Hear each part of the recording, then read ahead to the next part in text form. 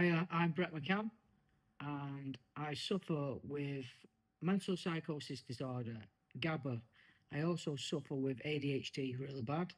I'm being diagnosed at this moment in time with autism, and I suffer with an anti-immunity disorder that's attacking my brain every day. I had a mental psychosis in about April time, probably about 2 weeks into April. Going through a bad time, bit of a bad time in my life there. And yeah, I ended up in a cupboard for 5 days. Um, Ended up severely dehydrated. An ambulance was called. I went to the hospital and I didn't know my name, the date, didn't know anything. 4 days worth of water I took in. So I had two empty bottles and 4 days worth of water. So if I needed to pee, I peed in the bottles. I didn't go anywhere. And yeah, there was a shadow-like figure following me around my home, which is now called Greg, as I've called him. But it made me feel very, very, very, very strange. And I didn't really feel anything at first because I didn't know I was in a psychosis. I never knew what one was psychosis was. So yeah, it was just very, very strange atmosphere, strange feeling. When I got to hospital by the ambulance, I'd already threatened to kill the driver, kill the ambulance person because I was still in my psychosis.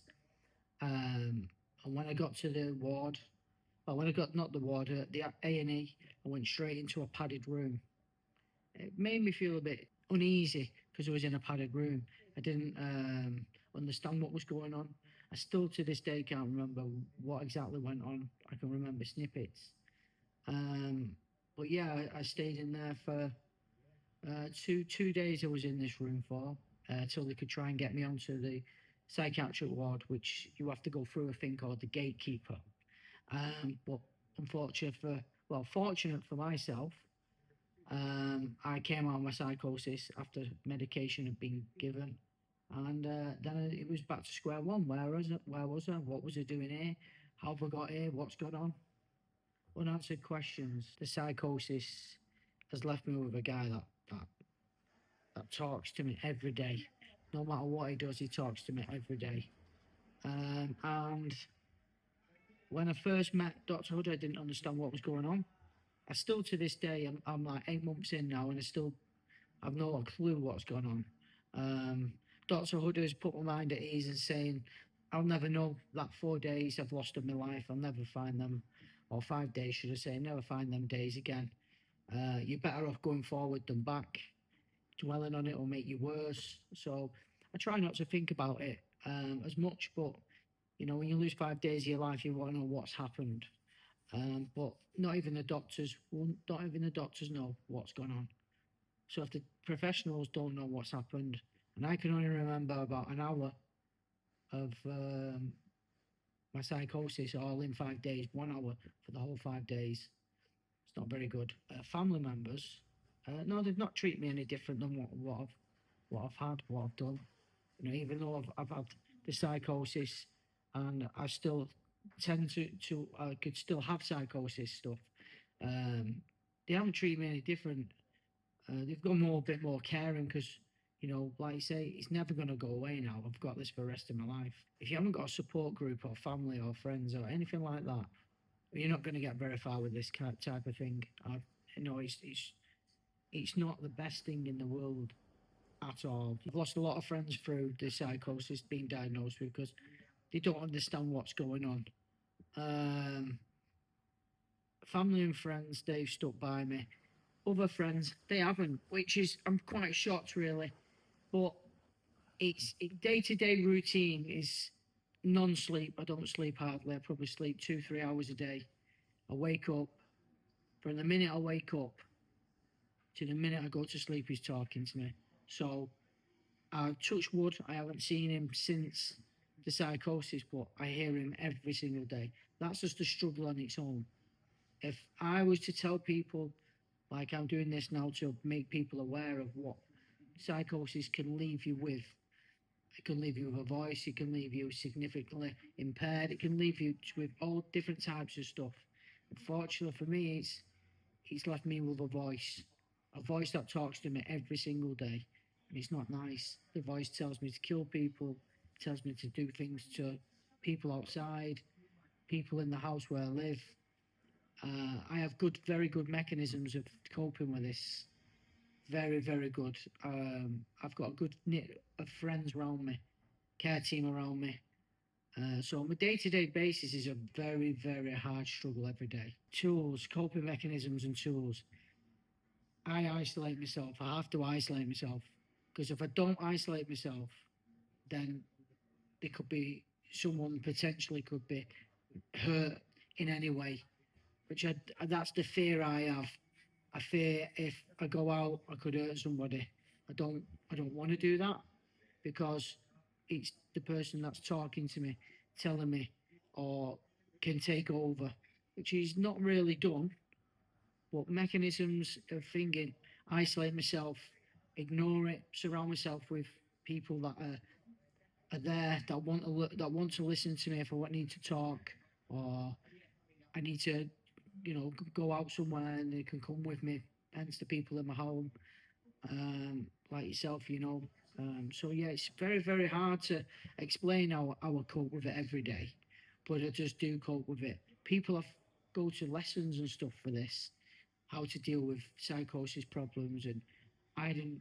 I didn't have to. I went to meetings for the first 3 weeks just to learn the basics of how to cope with it. As soon as I had that, I was fine. I was on my jolly way. If I was to go shopping every day, he would want to kill people every single day. He wants me to do the bad things towards people, which, at the end of the day, that's his prerogative, should I say? It's not mine. My my narrative of keeping this thing at bay is the most important thing to me in my life. To keep whatever it is out of harm's way, to stop it from talking to me. That's all I wanted, to stop it from talking, to do the bad things so I can go and live a normal life. I can go in a shopping centre without worrying about, I'm going to look at somebody and then this voice is telling me to kill this person. And it getting to the point where I have to just storm out of the shop. I can't do my shopping. Got the second highest antibody in the world. Out of how rare this antibody is, I've got the second highest. I think it's like 172 units, which is very, very high. I think a woman from Canada has got like 180 something. She's high, but it's very, very rare the thing that I've got. There's only 100 out of all of Tameside. So if you work out all of Tameside boroughs, that's Hyde, Newton, Godley, Hattersley, G Cross, Droylsden, Ashton. You've got all these places, and out of all these places that I've just mentioned, there's only 100 people that have got what I've got. It's a very, very rare genetic disease that I have. You don't want to trigger anything for them to go into psychosis. You don't want to trigger them to, if you're treating them bad or you're doing stuff bad to them, just don't do them. Just leave them to their own devices. If you're going to be bad to them, you're going to sit there and not understand what's going on with them, because it is a very, very hard thing to swallow. It's a very hard pill to swallow, because eventually it will turn into a thing called encephalitis, which is very, very bad. So yeah, you just gotta brace it with them, and just go with the flow, and just don't treat them any different, because they're not different. We're not different. The only thing that we are different through is we have some people are left with a voice, like I'm left with a voice. Some people are left with several voices, or they're just left with seizures or stuff like that. Just treat them as normal people. Yeah, they're going through a hard time. They've got bad mental health. It's not something that you can just switch off like this. It's something, a long lifetime thing of dealing with now. And then people, the human beings at the end of the day still. I think I labelled myself at first because I didn't know what was happening. And when they told me I had this gene, and you look up the gene and you're like, oh God, it's GABA A, GABA B, whereas I've got both of them, and you think, oh God, I've labelled myself now. I've got autism, and I've got ADHD, and I've got bipolar, and I've got this GABA thing, and I think to myself, wow, You know, I'm just getting labelled left, right, and centre. You know, off all these professionals, which I had no professionals at all in my life, to all of a sudden I've got 16 professional people in my life now. I've got a team of 7 people at the early intervention team. I have a team at the Royal Infirmary. So yeah, I think going back to labelling, yeah, I think I did that first, and then as people have got to know me, they've gone, oh, he's schizophrenic, him, or he's bipolar out of his head, and my own mates are saying it, you know, Jesus Christ, you're hard work now, you're bipolar out of your head, and you know, I don't want to be labelled anything. I'm just a human being. I'm like every single person that probably goes out there in a pub or in a cinemas or bowling or whatever. I'm just a normal person. I've got these issues. I have got issues, but I'm just a normal guy at the end of the day. No different to anybody else. Just got very, very bad issues. I asked him if I'd stop my medication just like that now. He said to me I'd end up on a psychiatric ward. It'd take a couple of days. It'd probably take, he said, about a week before your body starts to withdraw itself and start fighting against your endorphins that need the drugs to help you. And then you'd end up going crazy. Which I've never not forgot my medication. I've always remembered to take medication because I take it at certain times a day. You know, not 16 tablets, 14 tablets a day. It's a lot of tablets. You know, it's not something that you can forget every day. Got to keep taking them in order to get better. If I could sit in that early intervention team and sell it to somebody that's got this psychosis problem, that doesn't, this is for you people that out there that will watch this, that have got psychosis problems, that don't want the help. The early intervention team in Tameside is the best help you will ever get in your life. They've helped me so much in dealing with my problem. I've been blood tested to see if I'm okay, doing checks, ECGs, because of your medication. They give you medication, good medication. It might not help some people, but it helped me. But they don't just help me in medication ways, they help me in long-term ways. Like, I don't have to deal with any paperwork from home. Don't have to deal with any paperwork for filling out forms. I deal with nothing at all now. I have a team of people that do that for me. And yeah, it's nice that I've gotten at the early intervention team. For what I've had them, I can honestly say now, as I sit here now, I don't know where I would be. I honestly don't know where I would be. I don't think I'd be this far forward. I think it'd have been, I don't know, maybe in a psychiatric ward, because it would have been bad. Still would have been bad. I've had all the help that, not that they can offer, because you can get more help, but the help that I've got is next to none. He's brought me on loads. You know, I've had good news after good news the last 2 weeks. So, you know, the early intervention team, Dr. Hood's help, Rachel's help, and all my other team, I truly thank them a lot. My eldest son, he's not taking it very well. He doesn't understand the psychosis. He just sees the psychosis side as I'm crazy. Dallas, I don't think knows. If he does, he only knows slightly, a little bit. Alana, which is my daughter, she's taken it okay, to be honest. I don't think she took having the chemo because I had chemo. She didn't take that very well. She thought I was dying. As soon as you mentioned chemo to a child, oh, he's dying. Well, it wasn't a chemo like that. It was a different chemo. So I had lymphoma and leukemia chemo, and I had it for 7 weeks. I had it 7 weeks straight, 20 odd sessions, 7 weeks straight, 4 days a week. Some days it could have been 2 days a week.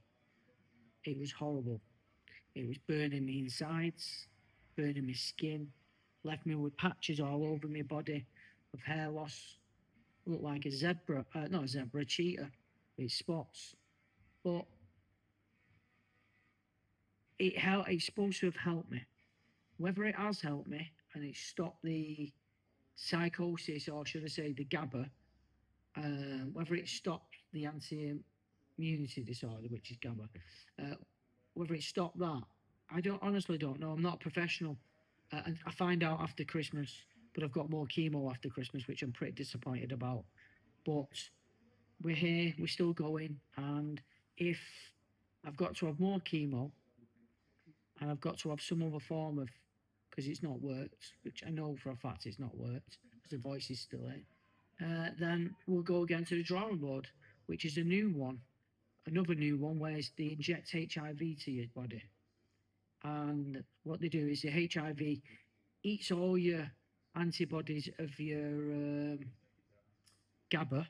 It eats all them antibodies, then they kill the HIV.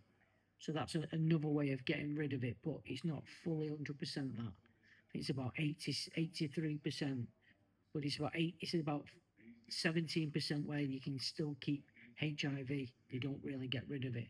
So that's another form that they want to try with me, which I'm not doing. I'm not putting my body through another 7 weeks of shocking treatment.